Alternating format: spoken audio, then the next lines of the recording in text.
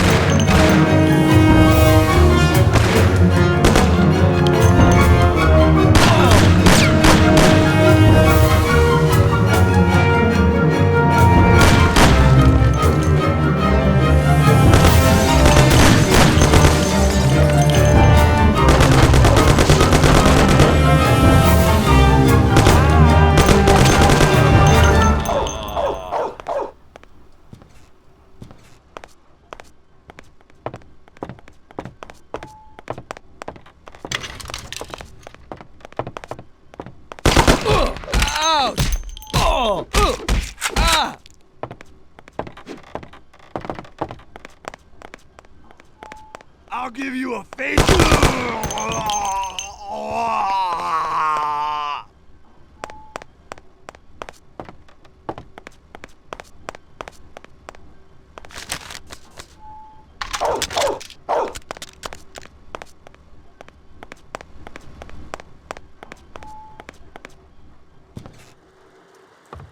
Get up, Sam. It's over. He really went to work on you, buddy. Let's go. It's nothing. You'll be all right. Doctor will put you back together again. You're tough as nails.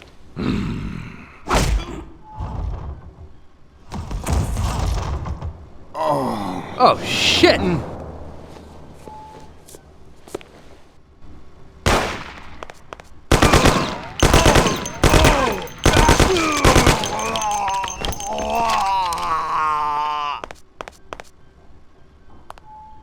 That's it. I'll get you back in the car. Everything will be okay. Don't move, scumbag, or I'll fill you with holes. Come on, just try it. You won't get past me. Sure thing, buddy. Just stay cool. Everything's okay. Just go. No problem. Just try it. No. God. Go. Get him.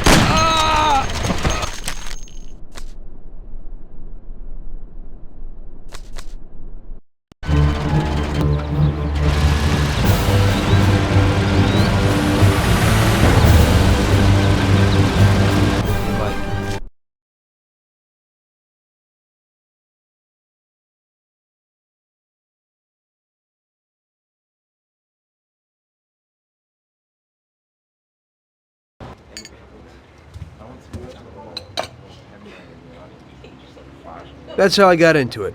1 minute a regular cabbie, the next a respected mafioso. You were all right with killing people? Usually people have a problem with that. You know, I ain't one of those people with a thirst for blood. I don't need violence in my life, and I don't look for trouble, but I also don't have any remorse. They wanted to outsmart us, so we had to outsmart them. No excuses. It was all the same to me. I wasn't interested in the fates of other people. Everybody said it was just business, and that the family sticks together. It was different from living alone and nobody giving a damn about you.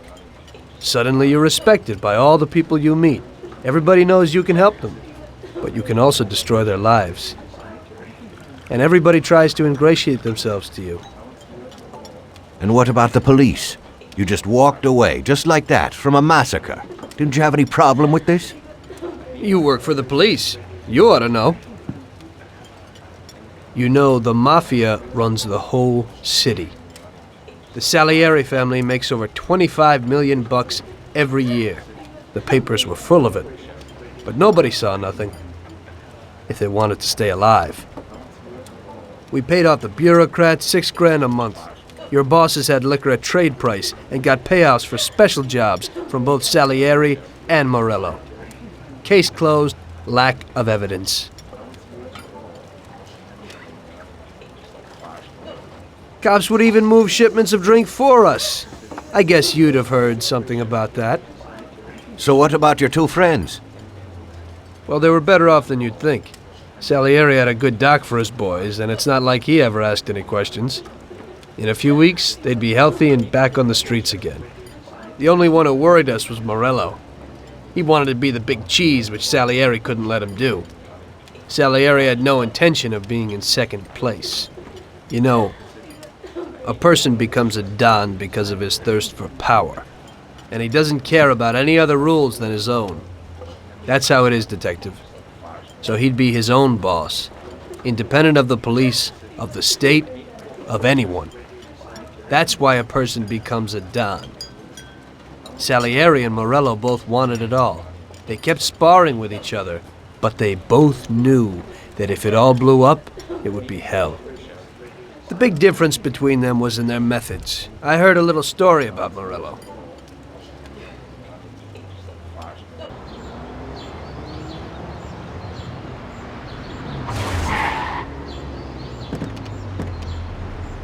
I'm sorry, sir. You I didn't idiot! mean it. Do you know what you've done? Do you know how much that car cost? I was driving slowly, Mr. Morello. I don't know how, Do you mean to say that I crashed into your car? no. Sir, I wanted, no, sir, No! Faster! Get in my way!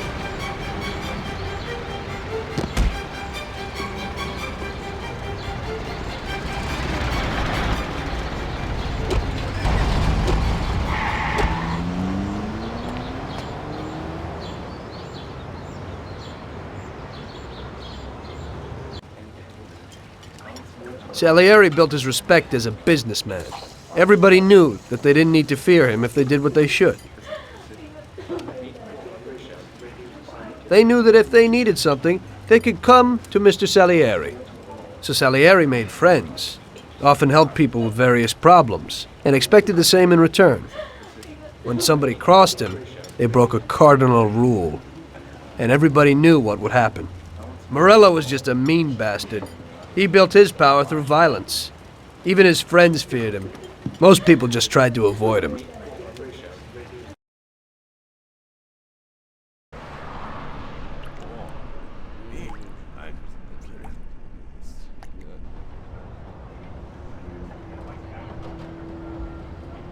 Listen, Tommy, I have a delicate job for you. I don't know anyone else who could do it better than you. You're a good driver, and you have experience. Well, to make it simple, tomorrow all the best motors are going to race at the city track. And I bet on one kid who's been a favorite up until now. I helped him along in his career a little. I like fast cars, and I said to myself, that I could make back a little on that investment. You understand? And then Ralphie starts saying that some European has come over, and his car is certain to win. Ralphie knows cars. He's real good with them. But otherwise, he's a complete moron. What, he couldn't have told me before I bet on the kid? But still, what the hell is a guy, God knows from where, doing here? These are American races.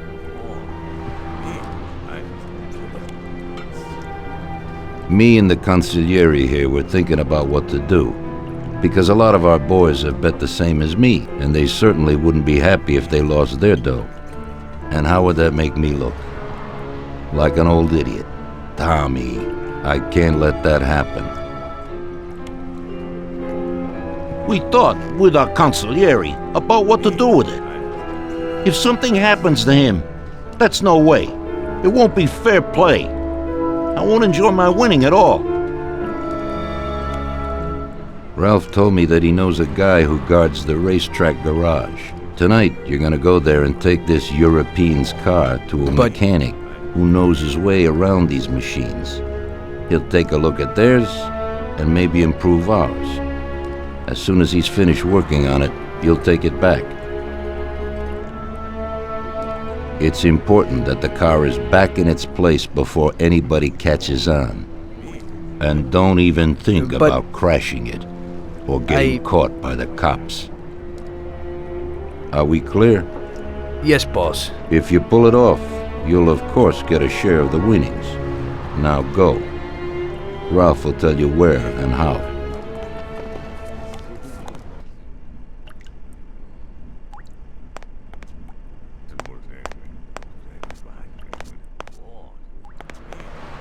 We'll have a glass of something later, after closing time.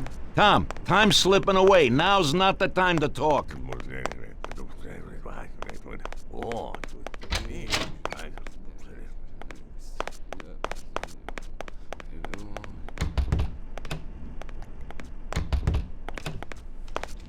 Hurry up, Tom. We haven't much time.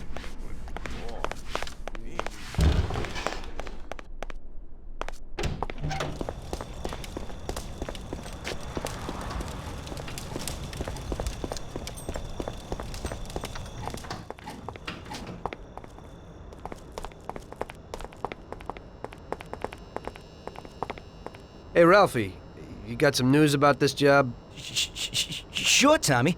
You need to go to the city racetrack and borrow that motor there. My friend Bobby works there. You go around back there and along the way is the gatehouse. Tell Bobby that Ralph sent you and Bobby will take you to the car. It's already been agreed with him. And then? You just have to take it to the auto service of my friend Luca Bertoni. It's in Newark under the Giuliani Bridge. He'll take a look at it and tune it a little. And then you just take it back. This should be easy enough. But you gotta get it done before 1:15 a.m. when the guard changes, so that nobody knows that somebody drove the motor in the night. There can't even be a scratch on it, and try to avoid the cops. They mustn't catch you. And how'll I get there?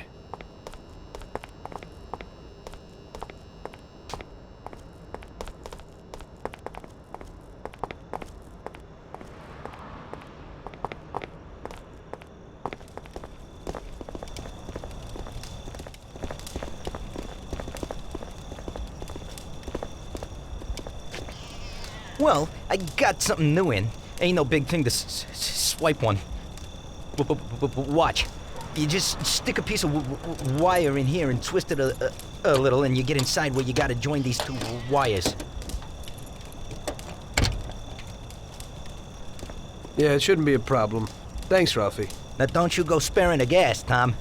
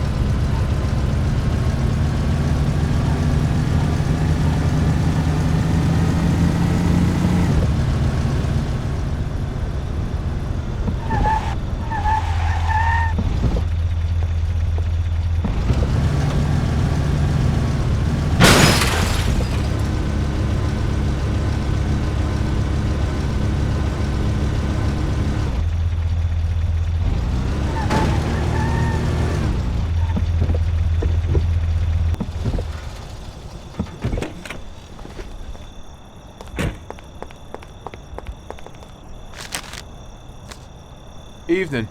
You must be Ralph's friend. That's right. Okay, we'll take your car.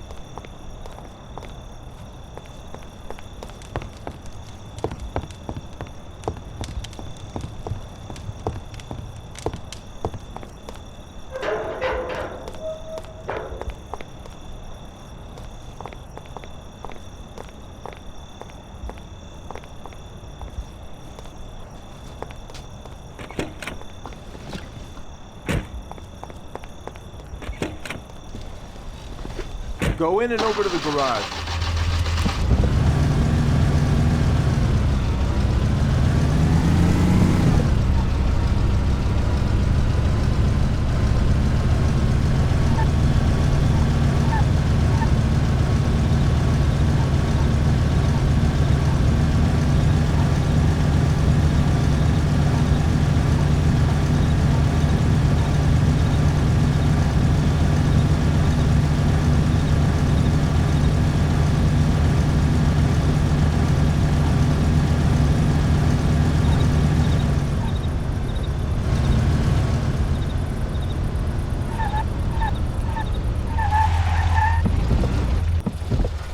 Okay, we're here, buddy.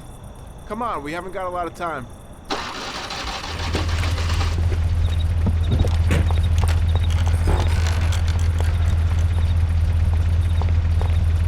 Okay, is that it? Yeah, buddy, be real careful. There can't even be a scratch on it. And avoid the cops like the devil, because this car will be real obvious. That's right. In about half an hour, the second guard will come. So you gotta be back by then, buddy. And be real careful, that car goes fast. Maybe it's the fastest car in the world, who knows? Sure, Bobby, no problem. I'll take care of it in a half hour.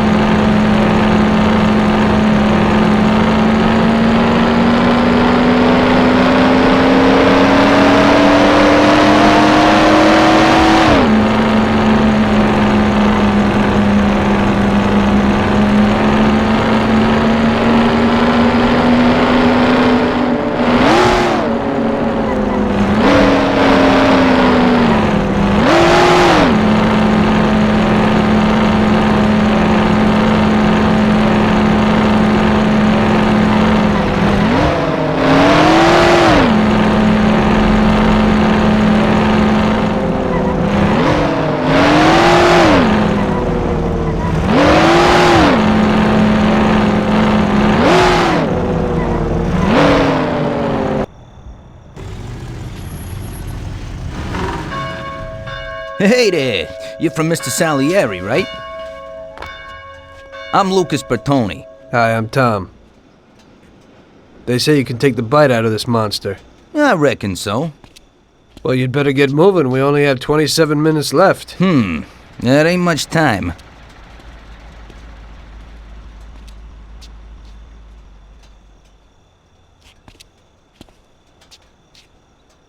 We'll see what could be done. You can hang out a while.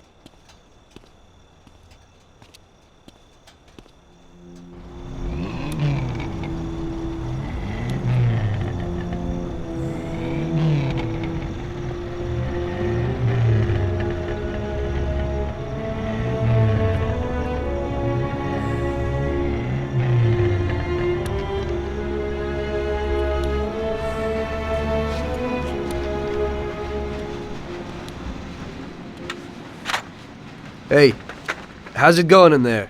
Just finished. You can go. But you're gonna have to hurry. It ain't gonna run as well as when you first brought it in. Thanks. Mr. Salieri appreciates your work. Sure, give my regards to him. If he ever needs anything again, I'd be glad to help out. I bet on the same driver as him.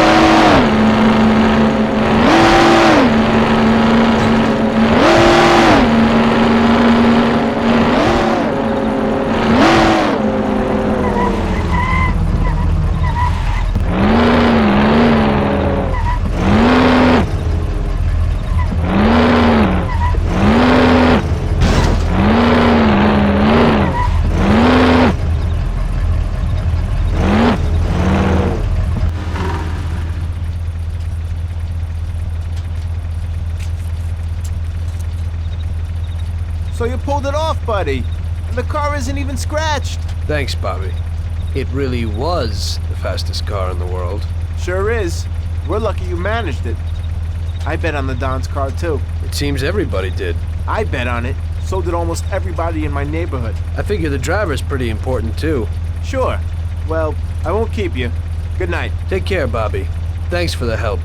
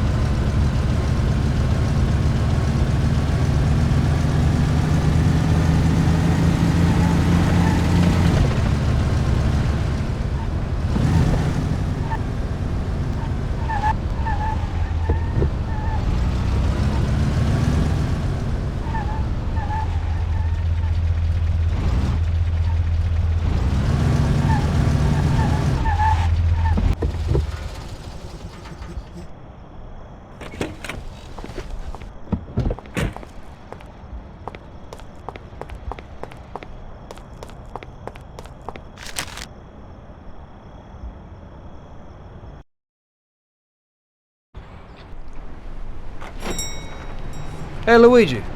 Hey, Tommy. Where is everybody? They're all at the track. You're late. I needed to get a little sleep after last night's job. Sure. Hello? Yes? Sorry, just got in. Sure. That's for you, Tom. Hello? Frank here. Tom? You did well yesterday, but now we need your help again. Come over to the racing track right away. That guy who was supposed to win the race got his arm broken by some thug. Probably no coincidence. Anyway, you're gonna have to race. But, Frank, Tom, it's a half an hour before the race. So I don't have time to teach someone else how to drive. Christ, Tom, this concerns a big bag of money. I hope you understand that. Yeah, okay. Frank... So I expect to see you here at the track in a few minutes.